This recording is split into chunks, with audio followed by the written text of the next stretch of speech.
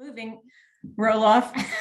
Did you use the right-hand side button, the arrows? I am. Arrow right-hand. Oh, okay, never mind. I'll just use my mouse. Yeah, now you've gone twice. Okay, that's it.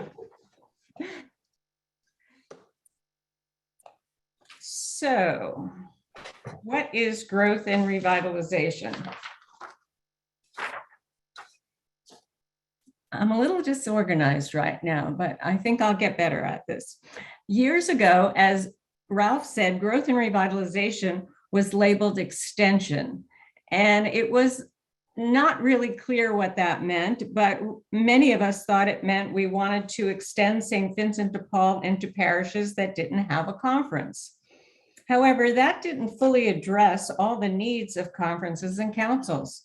Growth can mean growing an existing conference to include other services or special works. Revitalization concentrates on conferences or councils that are struggling. So why do we need to grow or revitalize? Well, we need to grow new conferences or strengthen existing ones because it allows us to better serve the underserved in our communities.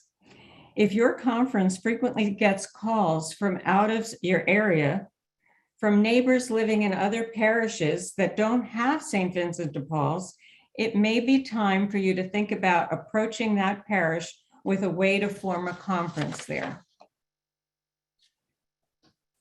In researching some information about growth and revitalization that I could share with you today, I came across, believe it or not, a quote from Ralph Middlecamp. It's not about simply having enough bodies to do the work of the conference. It's about finding people with enough energy, vision, and zeal to serve neighbors in need through new and creative methods. Thank you, Ralph. So, how can we better serve our neighbors? By opening new conferences or revitalizing declining ones. If you have a strong conference that follows the rule and embodies all of our essential elements, as many have mentioned before, spirituality, friendship, and service, you'll find a conference that best serves their neighbors. Recruiting and welcoming new members. Do you or should you only recruit new members for your conferences? No, or for new conferences. I'm sorry, that's what I meant. It's not only recruiting for new conferences, it's recruiting for existing conferences because they can benefit from new members for many, many reasons. It keeps conferences vibrant and strong. And if you have a conference that has been around for a long time with no new members, you're missing the opportunity of bringing them new ideas and energy. New people bring lots to a conference to enrich it and to rejuvenate it. It can also be seen as a way to motivate current members, expand the works of the conference, and bring diversity to it as well. So what's happening in the Western region as far as numbers? Well, you heard John say we had over 800 conferences. The last official count that we got on a spreadsheet from National, we had 817 conferences. There may be a few more, or the number goes back and forth, but surprisingly, we had 6 new conferences in the 3 states, Arizona, California, and Nevada during COVID. That surprised me a lot, but maybe not, because need was there, burden was there, and people needed the services and the spirituality of St. Vincent de Paul. We also had formed a new district council, the District Council of Yakima Valley in the Diocese of Portland, and 3 district councils are in the process of being reformed or merging. Although it's always sad to lose a conference, it was comforting to know that over these last difficult years, only one closed. So whose responsibility, if we're looking at growth and revitalization, is it to open new conferences or to rejuvenate conferences that are struggling? Well, it's everybody's, it's all of us. It's the diocesan council, the district councils. They should be aiding and assisting the conferences on the local levels, the ones that are in jeopardy, and helping finding parishes in their diocese that are without a St. Vincent de Paul. When it comes to recruitment, all Vincentians are able to share their knowledge of St. Vincent de Paul and invite new members to come to a meeting.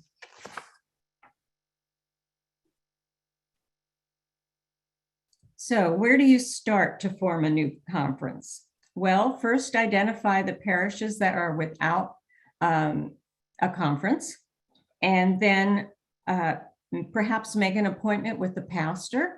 A couple of servant leaders maybe go to the pastor of that conference and talk to them. But even more, contact your bishop. Getting the bishop's support goes a long way in encouraging a parish to get to form a St. Vincent de Paul parish. Also, once you do get an in with a parish, you can ask if you can speak at Mass, and you can do an invitation to serve for all the parishioners. Ralph did mention yesterday that invitation to serve is being revised and updated, and I believe it's going to be presented at the national meeting in Baltimore this summer. So where can you get help? Ralph also talked about this. I should have just said, remember Ralph's talk last night. Being new to it myself, I went directly to the website and found Growth and Revitalization. If you don't know and haven't been on the website for a while, you can search on it for documents, and things pop up that you never would have found on the old website, but on this one, it's very organized and very easy to find. So Kathy mentioned about how do we contact each other. I was told, and I do believe, that Roloff will send out all these PowerPoint presentations that have links in them to, for instance, this website link that will get you to the national website's Growth and Revitalization. It also has emails. This one will have my email, my phone number, any other contact information you might need. Another way to rejuvenate, certainly new conferences get involved in Ozanon orientation, but a conference that is failing, that has had difficulty over COVID and hasn't been active, formation is a great answer for that. So tagging on to what Kathy said, contact someone from the formation committee, and schedule or plan to have an Ozanon orientation for your district or even your conference. But I think they like to do it for districts. And then don't forget, spiritual growth is our #1 purpose. And there's always the Serving in Hope modules. They used to come with 7 CDs. Now you can get it on one little flash drive and keep everything all in one place. So that can be ordered from the national website as well. So how do we best serve those who have no help? Well, one of my favorite quotes from St. Vincent de Paul is, "The poor suffer less from a lack of charity than they do from a lack of organization." And so if we're to grow and strengthen our conferences and districts, we must have a plan, and that plan means we need to be organized. So I don't know if there are any questions now or anything in the chat that I can look at. Oh, all I see is Roloff will get you all of the slides, so that's good.